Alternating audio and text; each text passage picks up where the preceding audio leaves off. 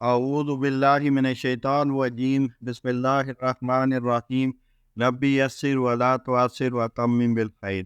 آپ سے سب سے پہلے ریکویسٹ ہے کہ اگر آپ نے اس چینل کو ابھی تک سبسکرائب نہیں کیا تو اسے سبسکرائب کریں، لائک کریں، شیئر کریں اور بیل آئیکن کو لازمی پریس کریں تاکہ آپ کو ہر نئی آنے والی ویڈیو کا نوٹیفیکیشن وصول ہو سکے۔ جزاک اللہ۔ آج میں جس موضوع پر بات کروں گا وہ ہے حضرت ظاہر رضی اللہ عنہ کی محبت رسول کا عجیب واقعہ۔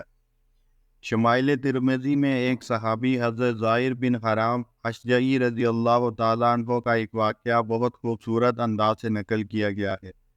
یہ دیہات کے رہنے والے تھے۔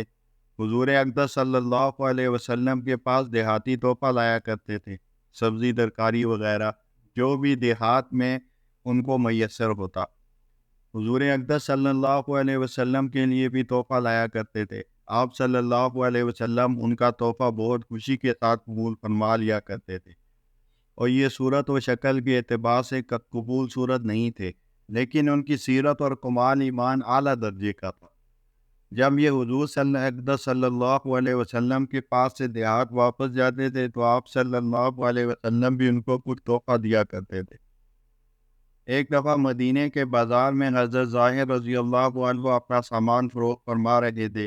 حضور اقدس صلی اللہ علیہ وسلم نے چپکے سے پیچھے کی طرف سے آ کر اچانک ان کی آنکھوں کو بند کر کے دبا لیا۔ اب ان کو تو نظر نہیں آیا اور معلوم بھی نہیں کہ کون ہے۔ ان کے ذہن میں یہ بات ہے کہ عام لوگوں میں سے کوئی ہے۔ زور زور سے شور مچا کر کہنے لگے کہ یہ کون ہے، مجھے چھوڑ دو۔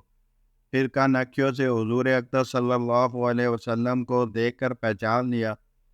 جب حضور اقدس صلی اللہ علیہ وسلم کو پہچان لیا تو بجائے چھوڑ دو کہنے کے اپنی پیٹھ کو حضور اقدس صلی اللہ علیہ وسلم کے سینے سے چپکا دیا کہ محبوب حقیقی کے سینے سے میرے بدن کا لگ جانا خیر و برکت ہے۔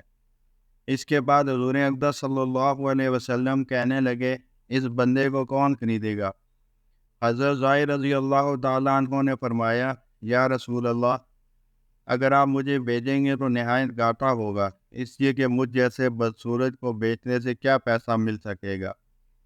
اس پر حضور اقدس صلی اللہ علیہ وسلم نے ارشاد فرمایا کہ آپ اللہ کے یہاں کم قیمت اور سستے نہیں ہیں، بلکہ اللہ کے نزدیک آپ بڑے قیمتی ہیں۔ اس واقعے سے ہر شخص کو عبرت حاصل کرنے کی ضرورت ہے کہ اللہ اور اس کے رسول کی محبت کا مدار انسانوں کے دلوں پر ہے۔ جس نے تقوی کا اعلیٰ مقام حاصل کر لیا، اس نے حب خدا اور حب رسول کا بھی اعلیٰ مقام حاصل کر لیا۔